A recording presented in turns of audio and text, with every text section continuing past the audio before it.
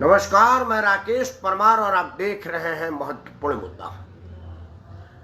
मित्रों, महत्वपूर्ण मुद्दे में आज सबसे महत्वपूर्ण विषय, आज भारत के अभूतपूर्व प्रधानमंत्री राजनीति में अपने एक अलग पहचान वाले, निर्विवाद और विरोधियों के भी दिलों पर राज करने वाले हमारे आदरणीय प्रधानमंत्री श्री अटल बिहारी वाजपेयी की चौथी पुण्यतिथि है।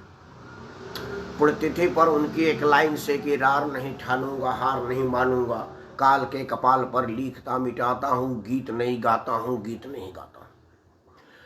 तो उनके इन्हीं शब्दों के साथ, इन्हीं लाइनों के साथ उनको सत सत प्रणाम करता हूँ।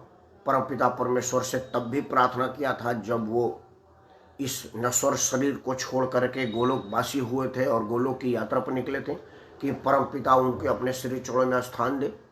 आज भी कह रहा हूं कि उनको मोक्ष प्राप्ति हुई होगी और वो स्वर्ग में आनंद का भोग कर रहे होंगे।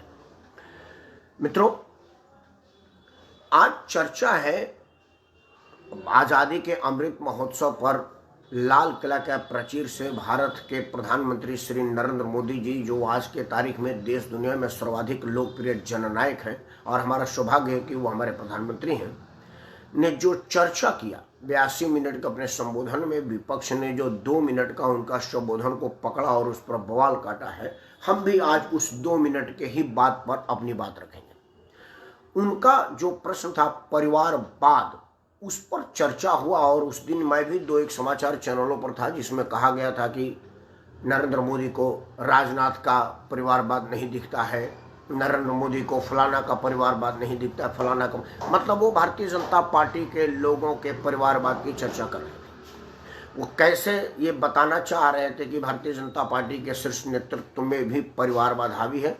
राजनाथ सिंह के बेटा पंकज सिंह भी विधायक हैं, मध्य प्रदेश के मुख्यमंत्री के रिश्तेदार विधायक हैं, राजस्थान की सिंधिया जी की बहन और राजस्थान की भारतीय जनता पार्टी के निर्विवाद नेता के बेटा संसद सदस्य हैं, वगैरह वगैरह वगैरह बहुत सारे लोग हैं, इसमें कहीं कोई दो नहीं। मैंने कहा कि आज 2 मिनट इस पर चर्चा किया जाए, परिवारवाद पर। मित्रों, परिवारवाद तेरा ठीक कि मेरा ठीक, ये चर्चा का विषय जरूर होना चाहिए। देखिए, परिवारवाद कौन बुरा है, 2-3 परिवारों की मैं चर्चा कर लेता हूं। बात भारतीय जनता पार्टी के नेता द्वारा शुरू हुई है तो मैं भारतीय जनता पार्टी के नेता से ही बात कर रहा हूं। मित्रों, राजनाथ सिंह का कद भारतीय जनता पार्टी में नरेंद्र मोदी से बड़ा था, क्योंकि वो राष्ट्रीय अध्यक्ष थे।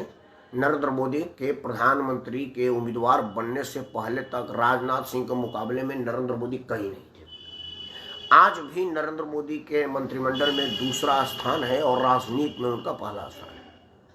मतलब राजनाथ सिंह एक प्रभावी शख्सियत हैं और भारतीय जनता पार्टी के नेताओं पर और देश के और भी पक्ष विपक्ष के नेताओं पर उनका प्रभाव बहुत सुंदर है।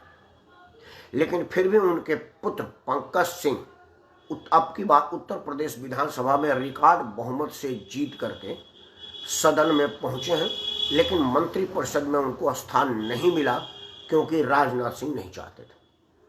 एक ये परिवारवाद है। इस परिवारवाद में है कि पंकज सिंह अपने बलबूते पर जीत चुनाव लड़े।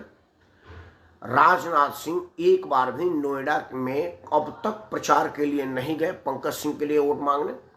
पंकज सिंह स्वयं वोट मांगते हैं और वो जो लाखों लोग ईवीएम की बटन दबाते हैं वो सब के सब राजनाथ सिंह की ही वजह से नहीं दबाते होंगे, पंकज सिंह के विधायक के कार्य को इंडोर्स करने और उनको अपना आशीर्वाद देने के उद्देश्य से दबाते होंगे। फिर भी पंकज सिंह भारतीय जनता पार्टी में कहीं पर डिटेक्ट करने, प्रभावित करने, अपने हिसाब से चीज़ों को घुमाने बनाने और अपना आदेश थोपने भर के स्थिति में नहीं है। ना तो उत्तर प्रदेश के राजनीति में, ना केंद्र के राजनीति में, कहीं भर उनका हस्तक्षेप नहीं है। पंकज सिंह एक साधारण विधायक के हैसियत से काम करते हैं और विधायी कामों में जो विधायक के रूप में कार्य निष्पादित किया जाता है उसी को निष्पादित करते हैं। उसमें पंकज सिंह का कहीं कोई प्रभाव, कहीं कोई वर्चस्व ना तो दिखती है, ना ही वो दिखाने का प्रयास करते हैं। दूसरा आते हैं मध्य प्रदेश, राजस्थान के मुख्यमंत्री वसुंधरा राजे का बेटा, वो भी एक एमपी के रूप में अपना कार्य निष्पादित करते हैं। वो भारतीय जनता पार्टी के राजस्थानी इकाई पर भी और केंद्र की इकाई पर भी कहीं कोई प्रभाव जमाने, प्रभावित करने और अपने इर्द गिर्द मंडली लगाने जैसा काम नहीं करते हैं। सीपी ठाकुर का बेटा, उत्तर प्रदेश का भी प्रभावी थे, सह प्रभारी थे ठाकुर जी, उन्होंने भी कभी बिहार के राजनीति पर सीपी ठाकुर का बेटा होने का प्रभाव जमाने का इस्तेमाल नहीं किया।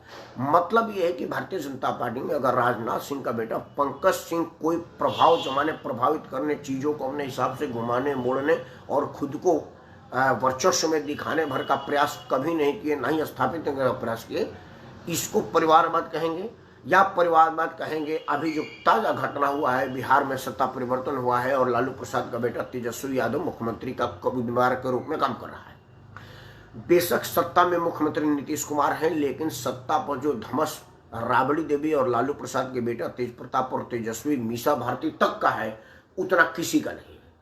भारतीय जनता पार्टी में ये नहीं कहा जा सकता कि अगला अध्यक्ष कौन बनेगा, किसी को पता नहीं है कि जेपी नड्डा साहब का जब कार्यकाल पूरा हो जाएगा तो कौन अध्यक्ष बनेगा।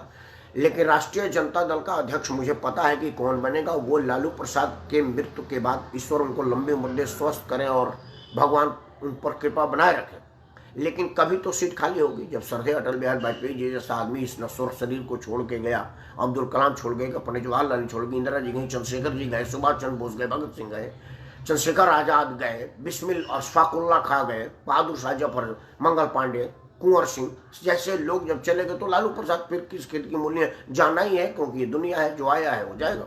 किसी दिन तो उनका टाइम समाप्त होगा जब रिचार्ज नहीं हो पाएगा। तो राष्ट्रीय जनता दल की बागडोर या तो राबड़ी देवी संभालेंगे, या तेज प्रताप संभालेंगे, या तेजस्वी संभालेंगे, या मीसा संभालेंगे। मतलब लालू प्रसाद की पत्नी के अलावा जो 9 बच्चे उन्होंने पैदा किए, उन्हीं में से किसी को ये गद्दी मिलेगी। इसको बोलते हैं परिवारवाद, क्योंकि उसमें वैकेंसी नहीं अध्यक्ष का, परिवार के लोग ही वर्चस्व में रहेंगे। और आज भी मनोज झा जैसा आदमी दिल्ली विश्वविद्यालय का प्रोफेसर कहता है कि तेजस्वी में पोटेंशियल है, तेज प्रताप में पोटेंशियल है। ये दोनों के दोनों खींच खाच के मैट्रिक पास है और एक मैट्रिक तक गया ही नहीं। इसको परिवारवाद बोलते हैं।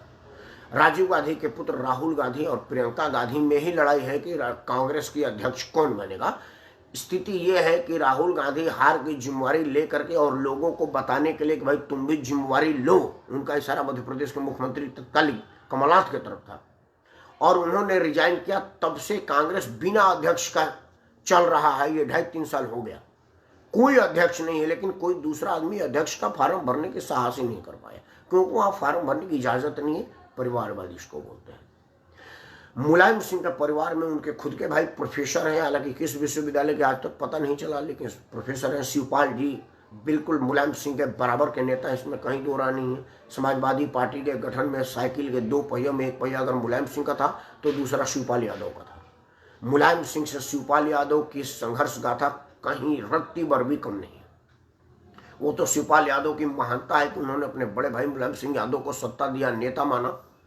लेकिन मुलायम सिंह के बाद समाजवादी पार्टी पर वर्चस्व की लड़ाई आई तो मुलायम सिंह के बेटे को राजगद्दी मिली। शिवपाल और रामगोपाल बाहर निकाल दिए गए, दूध में पड़ी मक्खी की तरह से। परिवारवाद इसको बोलते हैं। परिवारवाद बोलते हैं कि तेलुगु देशम की पार्टी की लड़ाई चंद्रबाबू नायडू तक आई, एनटी रामाराव के बाद, क्योंकि वो उनके दामाद थे। परिवार की लड़ाई केसीआर का बेटा अब नेता है, इस पर आई है। ममता बनर्जी का भतीजा ममता बनर्जी के पार्टी पर वर्चस्व स्थापित करता है और उसको अगर छींक आती है तो पूरा टीएमसी उसके समर्थन में खड़ी हो जाती है। परिवारवाद इसको बोलते हैं। प्रियंका गांधी के पति, जो कि राजनीति में कहीं नहीं है, कांग्रेस के 54 मेंबर तक नहीं है, अगर उन पर कोई जांच एजेंसी की नोटिस जाती है तो पूरा कांग्रेस प्रवक्ता उनके पक्ष में बोलने लगते हैं। परिवारवाद इसको बोलते हैं।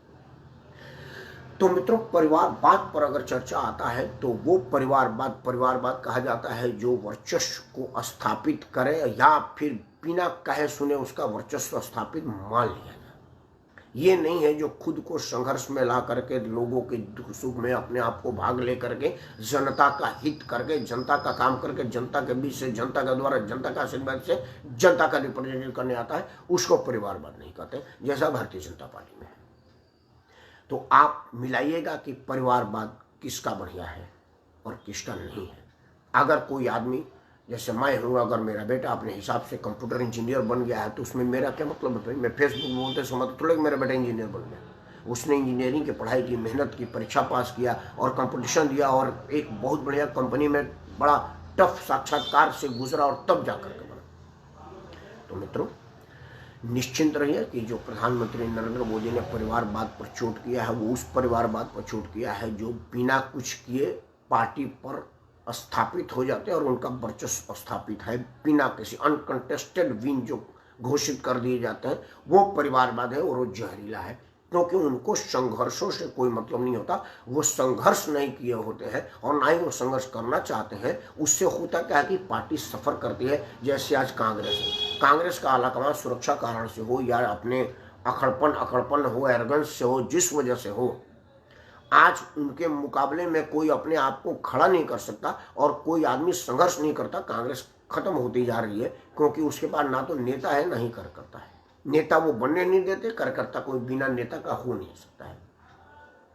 तो परिवारवाद वो भला है जो मेहनत करके आवे, परिवारवाद वो भला नहीं है जो बिना मेहनत का हो। परिवारवाद की राजनीति में बढ़ोतरी ना हो, इसी मनोकामनाओं के साथ मैं राकेश परमार आप सबको सादर प्रणाम करता हूँ। जय हिंद, वंदे मातरम।